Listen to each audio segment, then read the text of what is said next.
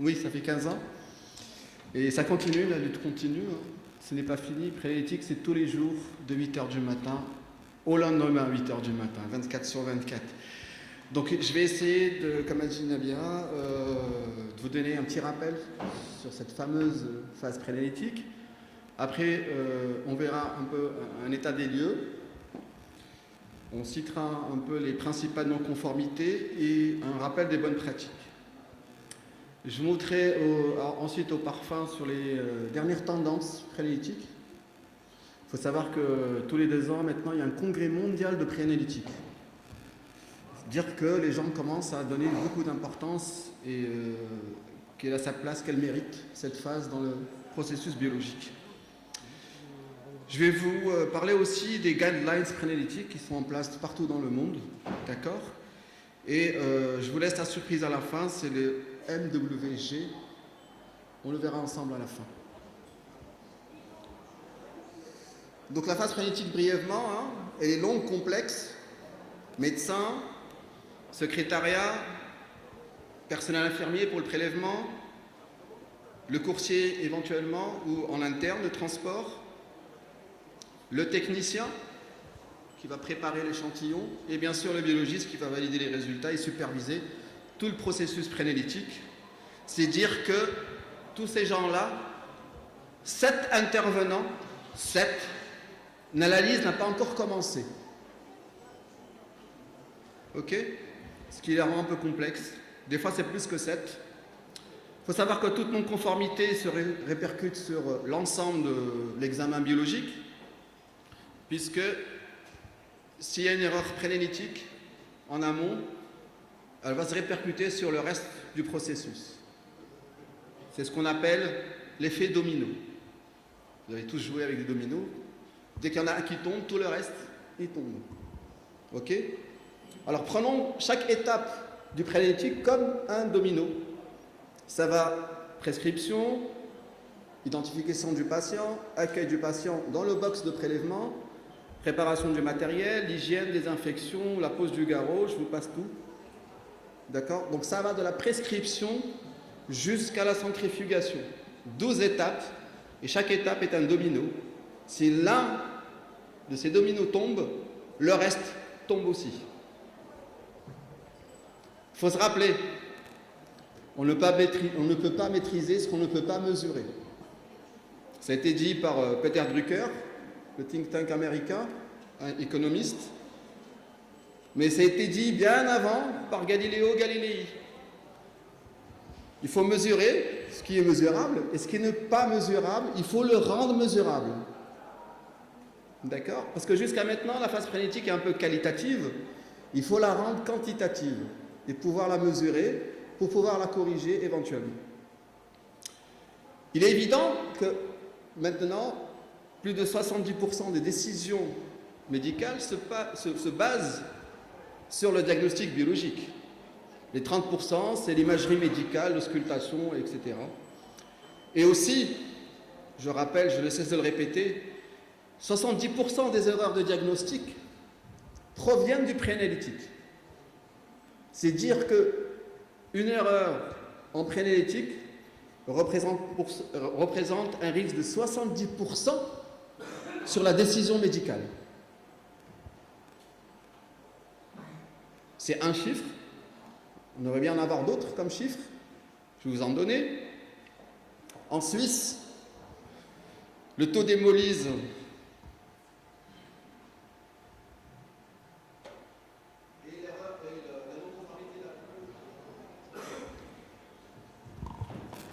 c'est bon. Donc l'hémolyse, l'échantillon insuffisant, tube non conforme par rapport à la prescription, et des échantillons coagulés, surtout en hémato, des tubes citratés que vous recevez coagulés ou des tubes DTA coagulés. En Italie, on va retrouver pratiquement le même topo. Échantillon hémolysé, échantillon insuffisant, échantillon incorrect ou échantillon coagulé. Merci. Je vous passe ces 29 paramètres qui sont contrôlés par l'EFG, c'est European Federation Clinical Laboratory, c'est Fédération européenne pour la chimie clinique. Ils ont mis en place une structure et ils contrôlent 29 paramètres. Et là aussi, on retrouve de l'hémolyse, des désinfections qui sont mal faites, etc. Le document est en disponibilité, s'il y a quelqu'un qui en a besoin, n'hésitez pas. D'accord? Est-ce que les tubes sont bien homogénéisés? Et ça va jusqu'à est-ce que le préleveur s'identifie sur le tube? D'accord? Vous avez aussi des taux d'erreur qui sont chiffrés. Parce que, moi je vous dis, si on ne chiffre pas, on ne peut pas savoir. En Espagne, c'est un groupe une étude sur 12 ans, sur deux parties. Là aussi, on va retrouver des échantillons coagulés et surtout de l'hémolyse qui est très élevé. Avec un rejection rate, un taux de rejet d'échantillons de 0,70 pour la première période qui a baissé à 0,48 dans la deuxième période grâce à un large programme de formation, de sensibilisation du personnel, de l'administration.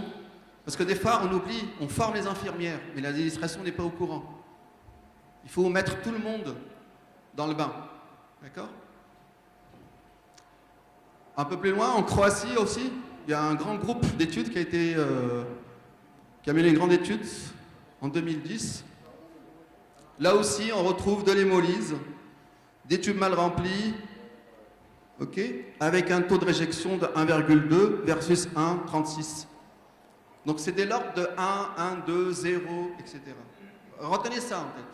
Ça, c'est en Europe. On va se rapprocher un peu plus. Un pays émergent.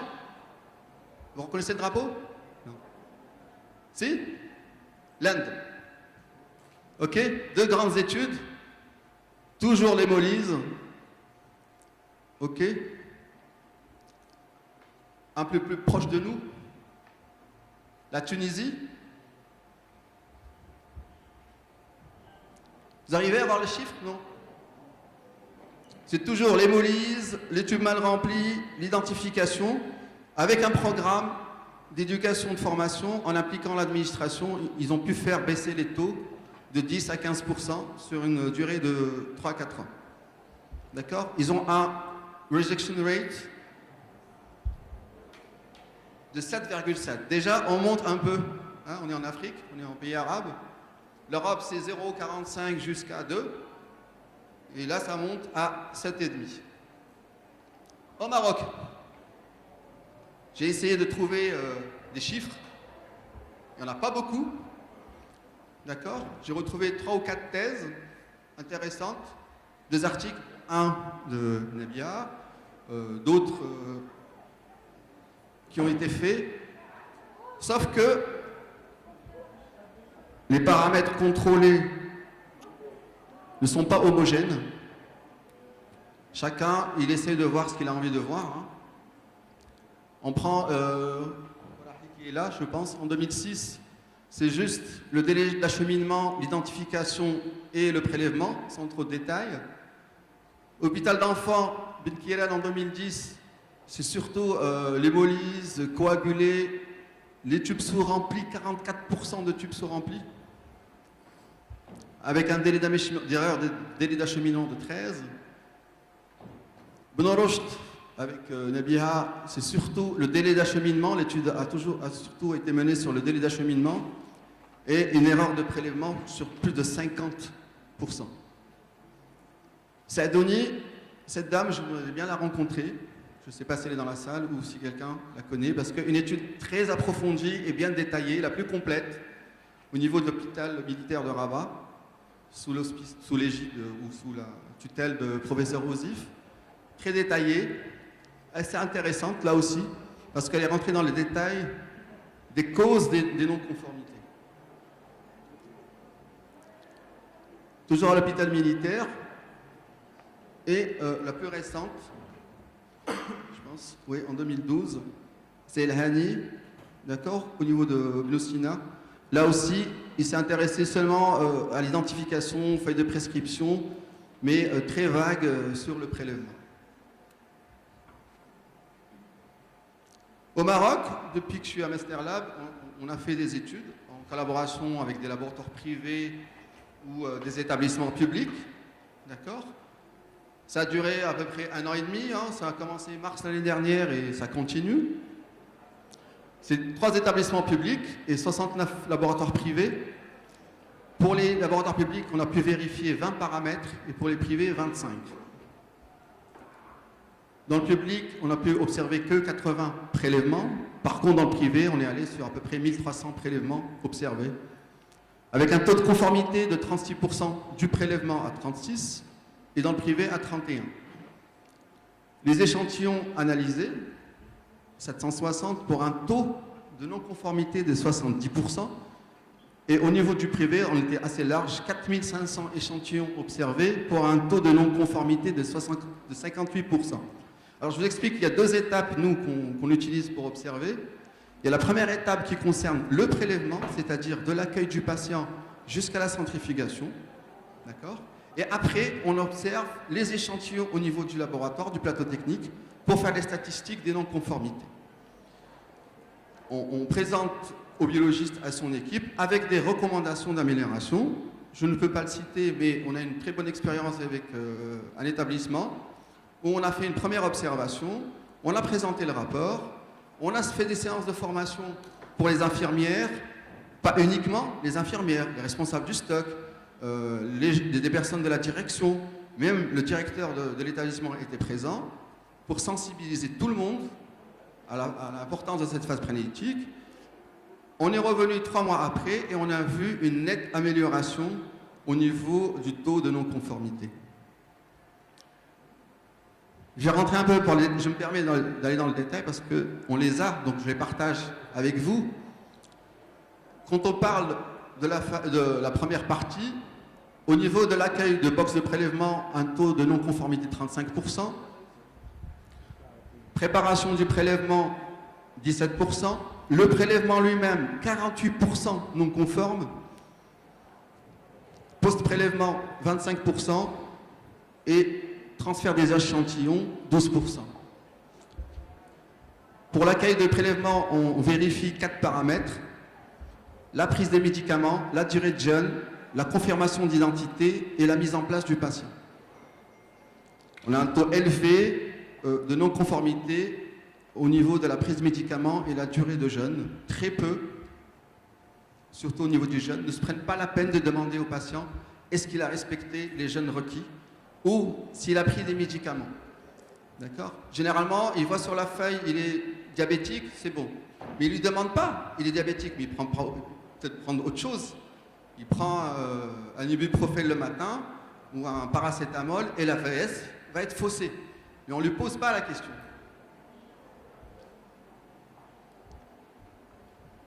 Préparation du patient, c'est surtout au niveau du garrot, qui n'est pas conforme, l'hygiène pas tout à fait parfaite, d'accord, et le dispositif de ponction n'est pas toujours adapté. On prélève des bébés avec une aiguille de 21 G, on prélève des personnes âgées avec des 38 mm, etc. Le prélèvement lui-même, le gros souci se situe à ce niveau-là. Très peu de préleveurs homogénéisent les tubes correctement, ou ne les homogénéisent pas du tout. La durée de pose du garrot non conforme très largement. L'ordre de prélèvement n'est pas encore tout à fait acquis parce qu'il reste des non-conformités à ce niveau-là et au niveau de la ponction aussi.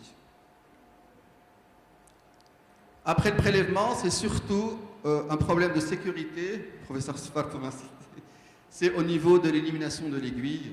Tout le monde recapuchonne pratiquement, recapuchonne l'aiguille avant de la jeter, sauf ce qui est non conforme.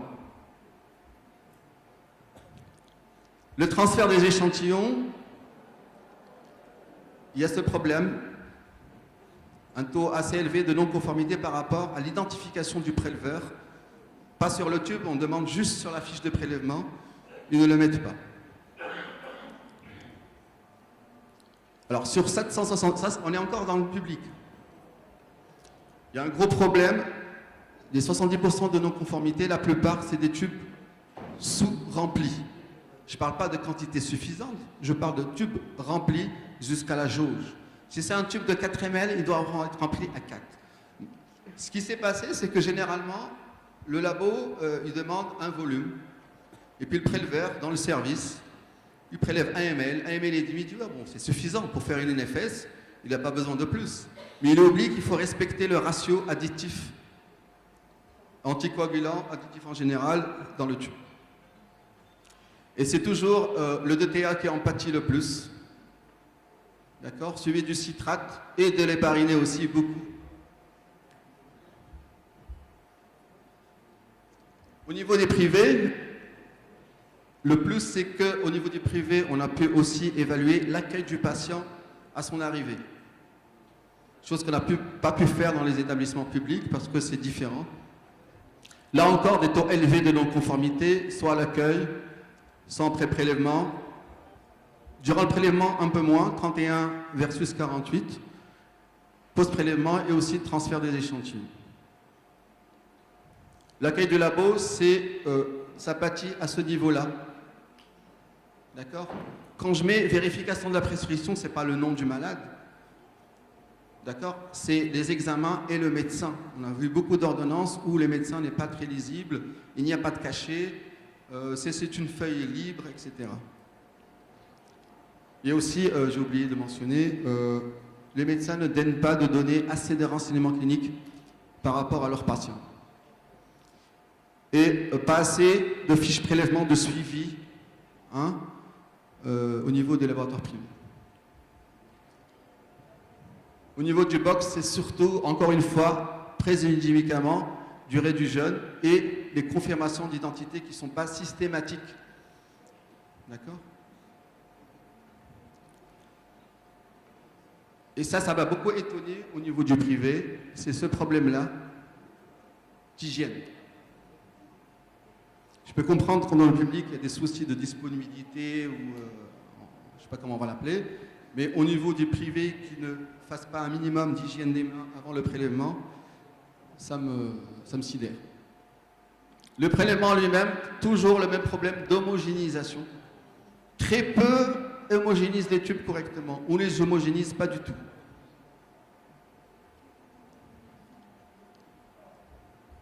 Là encore, l'élimination de l'aiguille et la position des tubes qui n'est pas toujours correcte. Généralement, les temps de remise, ça dépend de la structure du laboratoire, mais là aussi, la signature de la fiche de prélèvement quand elle est disponible.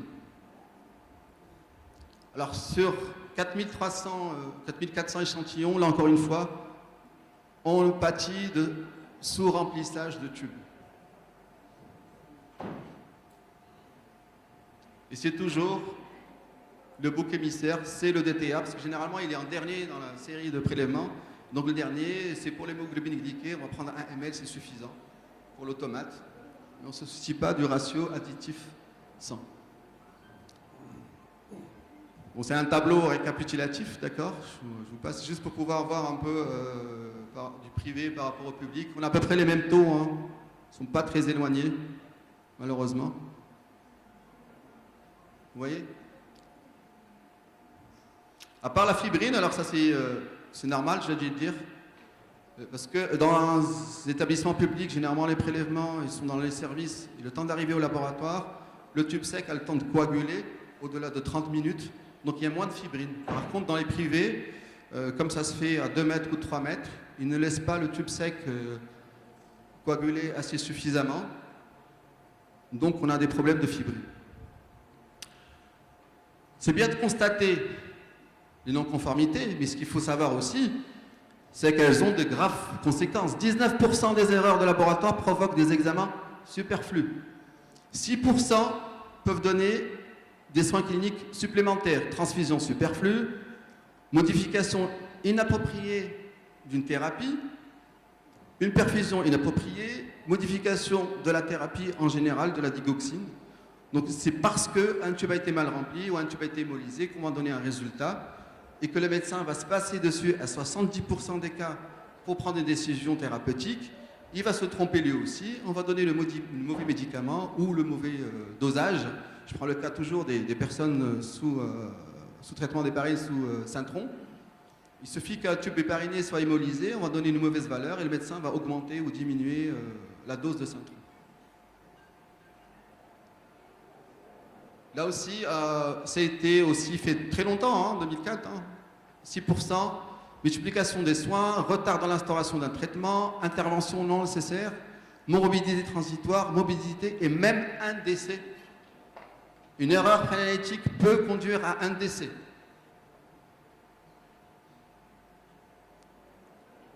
On retrouve aussi, mais c'est des cas un peu mineurs, des hématomes, des douleurs de site de phlébotomie, des prises de sang excessives chez un bébé.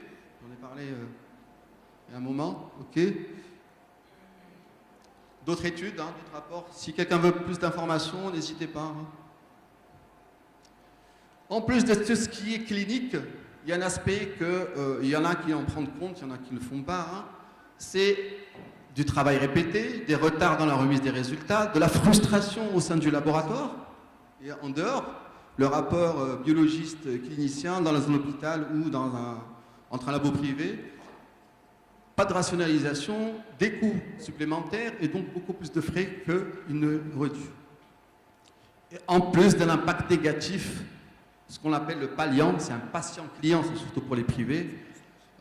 Un patient mécontent ne reviendra pas au laboratoire, surtout si le médecin lui donnait un mauvais traitement suite à une erreur préanalytique. C'est l'image du laboratoire.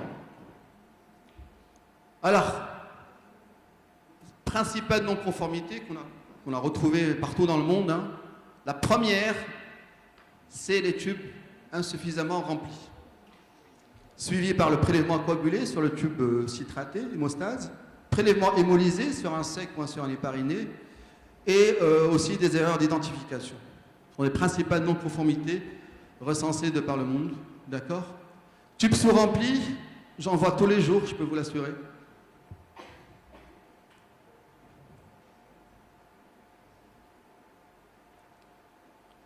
Vous voyez le trait où le tube doit se remplir. Bon, il y en a qui sont presque. Jusqu'à 2017, on tolérait, alors depuis longtemps, en 2007, pour le tube citraté, tout le monde le sait, c'est 90%. Jusqu'à l'année dernière, pour le sec, l'hépariné et le DTA, c'était 75%. À partir de juin 2018, tous les tubes, sans exception, à 90% de taux de remplissage.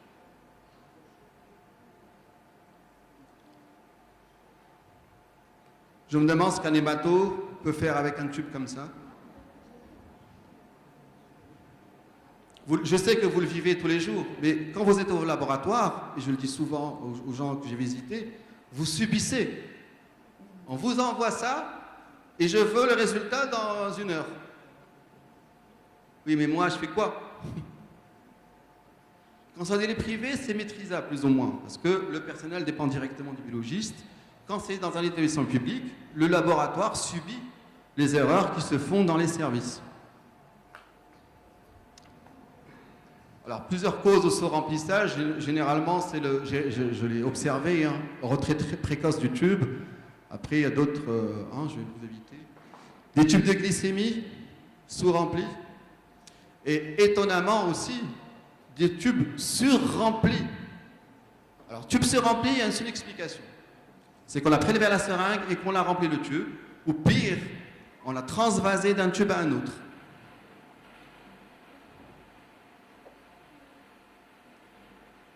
L'hémolyse, on en a parlé, là aussi, bon, il y en a beaucoup. L'hémolyse, on la voit, comme je dis souvent aux biologistes ou les infirmières, l'hémolyse, les mébaïch, c'est que quand il y a une hémolyse, j'ai du mal à maîtriser ça. On a la libération de la couleur rouge par l'hémoglobine, mais on a aussi libération de potassium, de phosphore, LDH, influence sur les lactates et sur les bilans hépatiques ALAT, AZAT. Il faut savoir que maintenant, il y a une règle de cette hémolyse, il y a des mesures. C'est pour ça qu'il faut mettre une graduation pour pouvoir mesurer le degré d'hémolyse.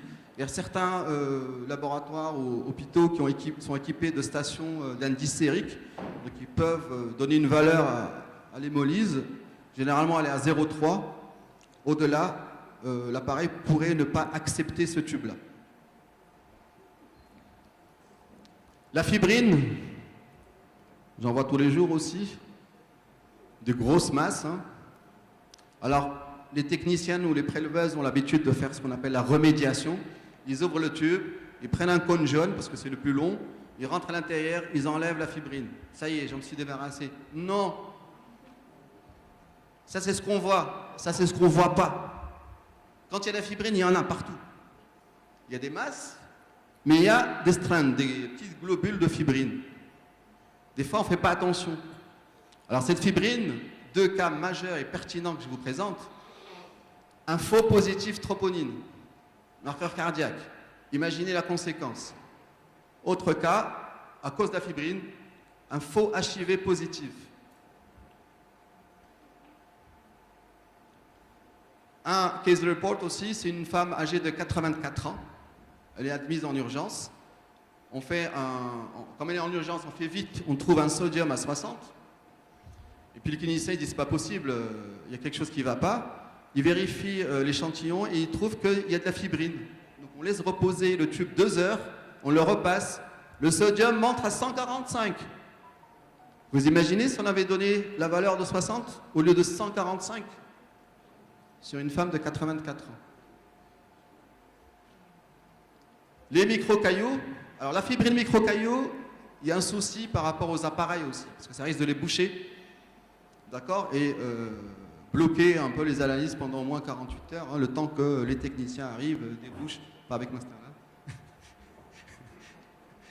débouchent les appareils, mais aussi, on ne le voit pas, des fois c'est juste l'aiguille, mais des fois c'est dans les tubulures internes. Alors je dis souvent, la fibrine, c'est comme le cholestérol.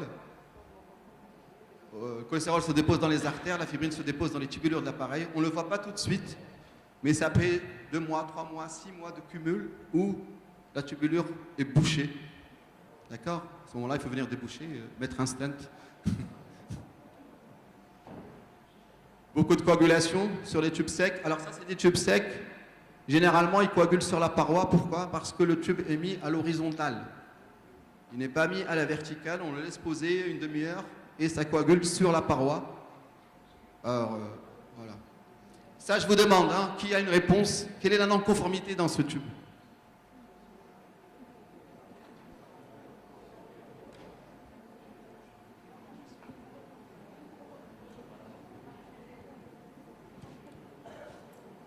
Quelle est la non-conformité?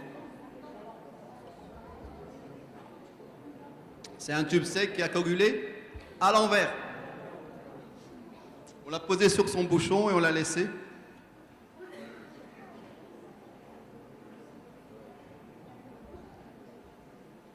Les conditions de transport, alors ça, j'arrête pas parce que ça fait 10 ans plus que je le vois. J'essaie de sensibiliser, mais c'est toujours un problème récurrent. C'est ce que j'appelle les échantillons de sandwich. Ah, les gens d'hôpital qui...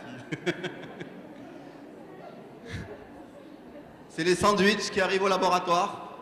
D'accord? Il faut deviner lequel est kfta, lequel est shawarma. Bien enroulé, hein, au chaud. Dans des cartons. Enroulés, 2 par 2, 3 par 3, à l'horizontale. En vrac, dans des sachets. En vrac. Au frais. Ok? Tout ce que j'ai dit, c'est des causes. D'accord? Il faut analyser les effets aussi. Parce que vous êtes biologiste dans votre laboratoire, vous gérez une équipe, vous gérez des automates, des appareils, mais vous subissez les échantillons. Mais, comme disent les Américains, at the end of the day, c'est vous le responsable. C'est vous qui allez rendre le résultat. Si vous ne bougez pas, ça va se retourner contre vous. Vous donnez un faux résultat parce que l'échantillon a été mal prélevé dans un service externe qui ne dépend pas de vous et vous subissez les conséquences. Il y en a plein.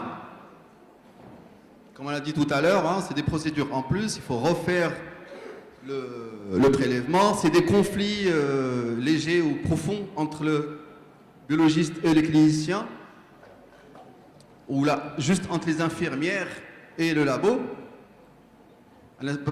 Plusieurs fois, j'ai entendu oui, mais ça sert à rien. Un échantillon, comme on a vu, il sert à rien. C'est ça qu'il faut qu'elle comprenne. Alors, comment réduire ces non-conformités? Il faut bien le faire, hein. On ne va pas rester là à constater les faits. Je peux vous dire que c'est plus facile de changer des habitudes dans des laboratoires privés, parce qu'on s'adresse directement au maître des lieux, au biologiste, avec son équipe, ils sont autour du lab, on discute avec eux, on leur explique, on leur donne des résultats, on leur montre les effets, les impacts qu'ils pourraient avoir, etc. Au niveau du public, c'est un peu plus lourd, je comprends, c'est de l'administration, mais je pense qu'on ne peut plus attendre à constater et à avoir des choses. Je vous ai montré des thèses qui datent de 2010-2012, ça fait 6 ans, mais rien n'a changé, hein. Je prends une thèse de 2018, je vais trouver la même chose au pire. Rien ne change.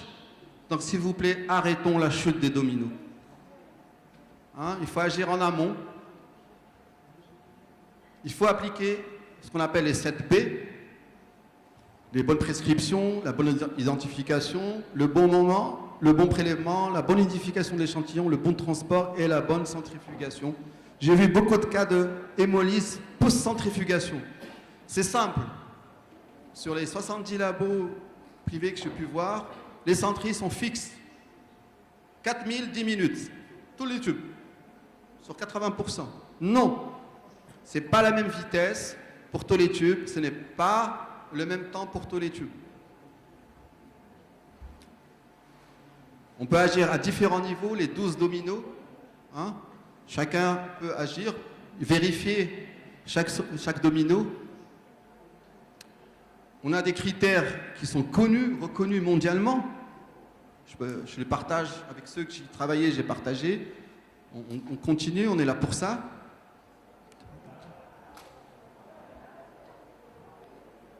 Ok?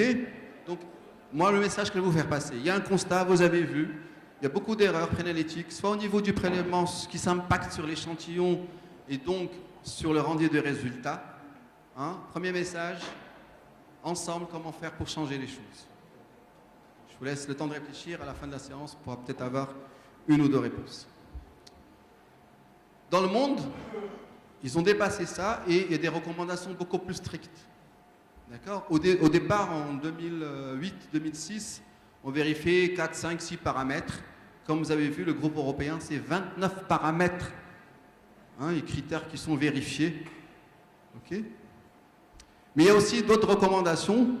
Au niveau des prélèvements, donc, et ça c'est une nouveauté, juin 2018, on ne doit plus prélever si on ne se présente pas. C'est un malade qui vient chez vous, le minimum de politesse, j'allais dire, c'est dire il faut se présenter et lui expliquer. Ça, c'est par rapport à l'anxiété et l'état de stress du patient. Autre chose, confirmer nom, prénom. Beaucoup reçoivent le patient dans le box, ils regardent la fiche, j'ai vu des cas, je ne peux pas citer des noms, mais le biologiste il était assis dans son bureau. Il y a une patiente qui était une pathologie chronique, donc il la voyait presque tous les 3 mois ou tous les 2 mois. La préleveuse l'appelle. Il dit bon, elle va aller faire son prélèvement. Il voit la préleveuse en train de prélever une dame. Il lui dit attends, c'est pas la bonne dame. Le nom que tu as dit, je connais la dame, elle est assise là-bas.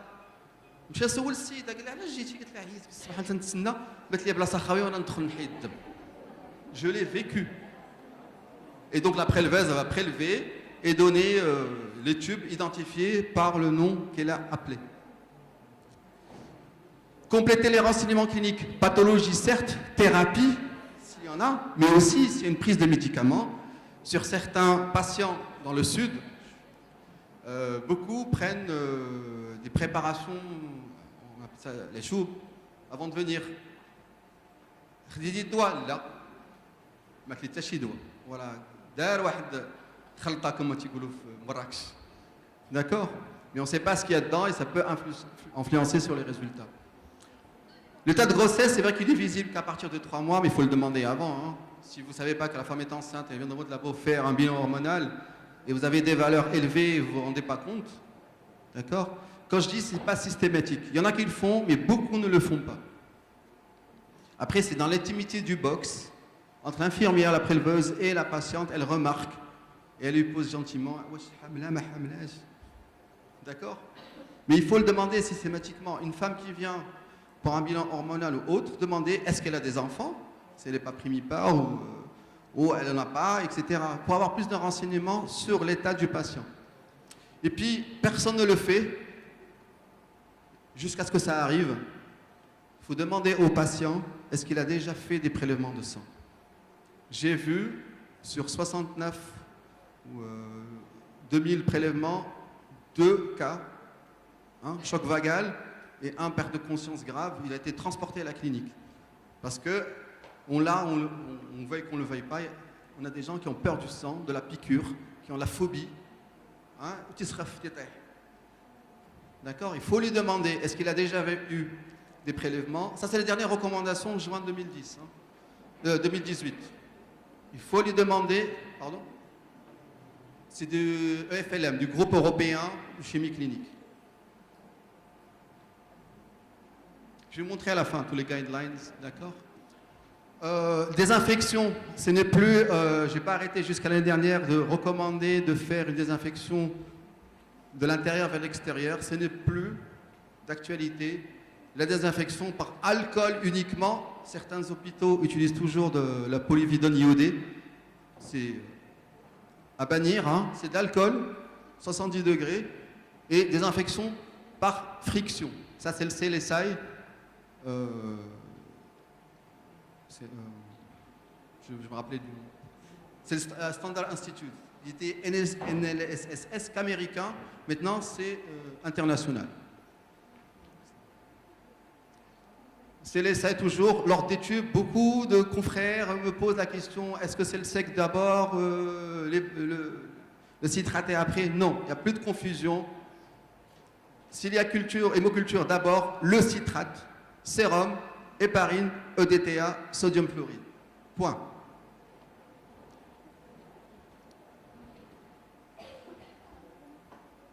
Voilà l'ordre des tubes. Citraté, sec, avec gel ou sans gel, héparine avec ou sans gel, EDTA, glycémie et autres. Beaucoup me posent la question, l'AVS. Bon, l'AVS, c'est un tube citraté.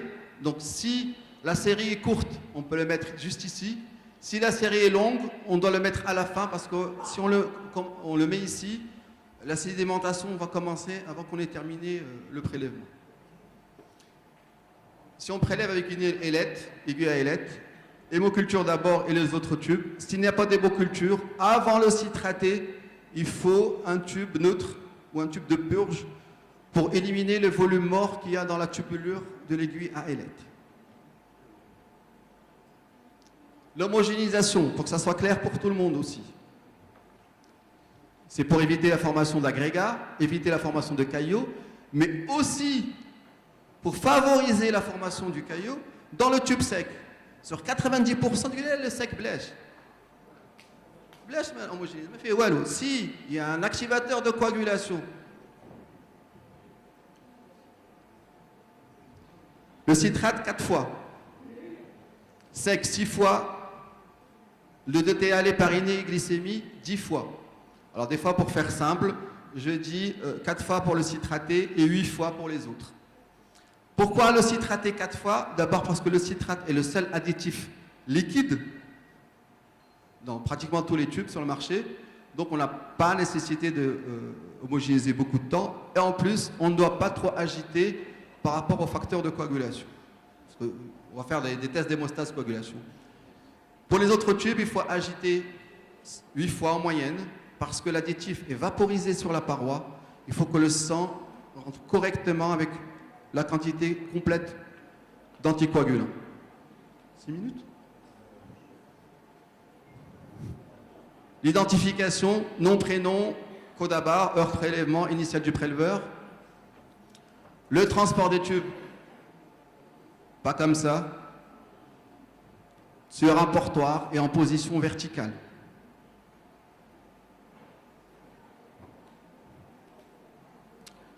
Je ne vais pas tout citer, mais c'est les 10 erreurs à ne pas faire.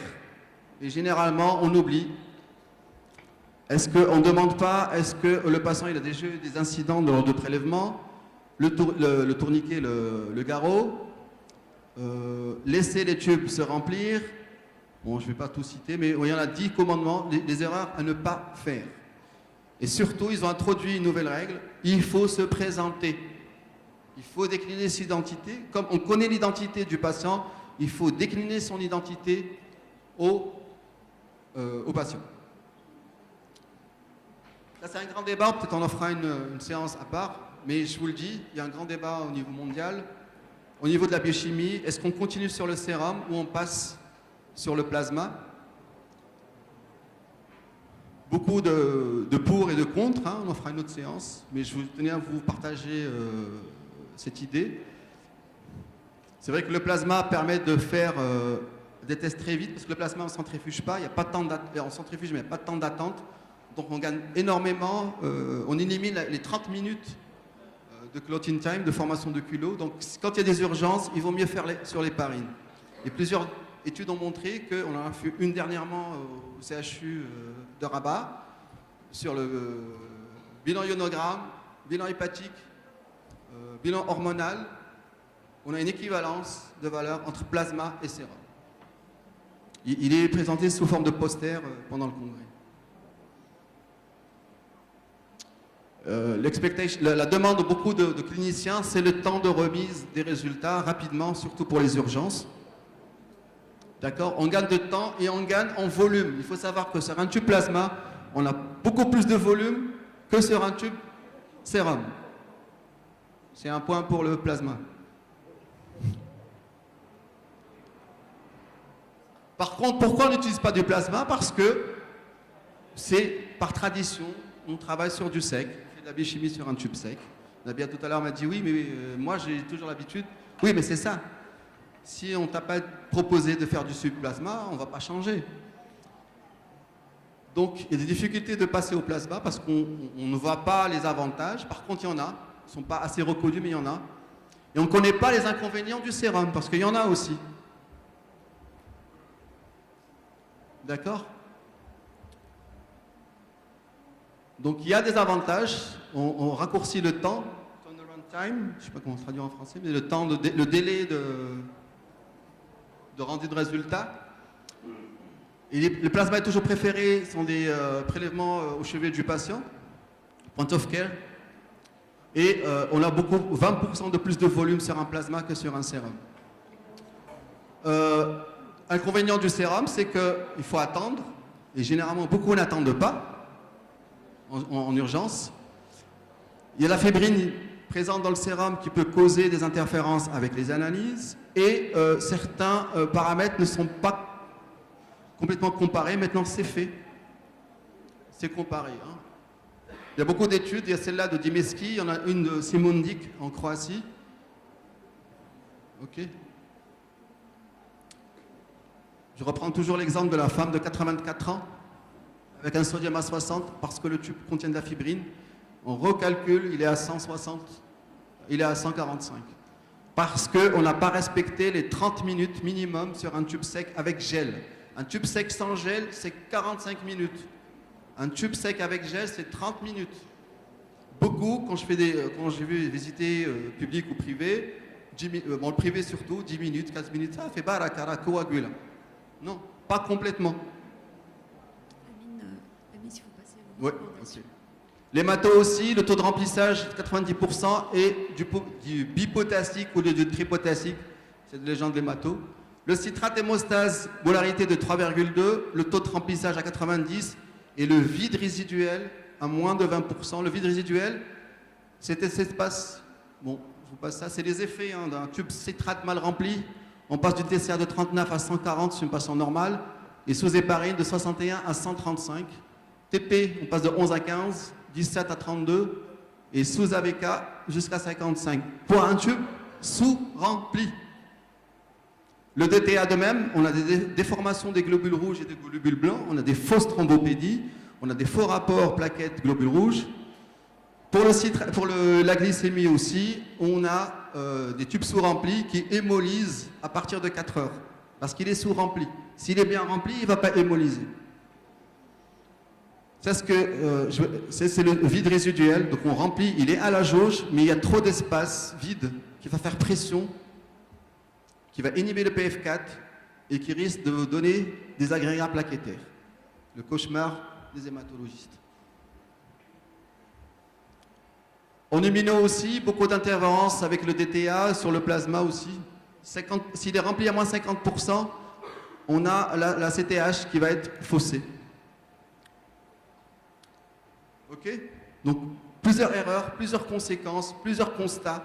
Donc, les gens se sont rendus compte de ça. C'est pour ça qu'ils ont mis en place des guidelines, des recommandations. Il y en a beaucoup. Le GBA marocain, malheureusement, il est vague. Il est bien, il y a quelque chose, mais c'est assez vague.